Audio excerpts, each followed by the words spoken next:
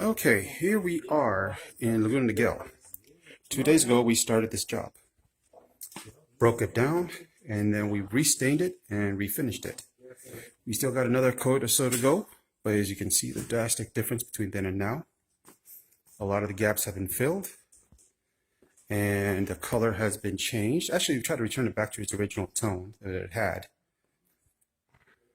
But as you can tell, this has a nice, pretty little sheen to it.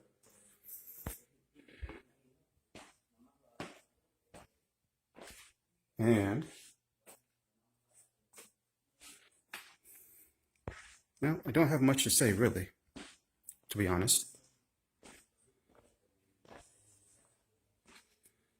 Oh, we're also redoing this table just because they asked to. And as you can see, if you remember from the first video we made, the different colorations of the bleaching and the darkening, now we have a much more even tone over the entire thing. So this is turning out to be a very, very nice look. All right, we're almost done here.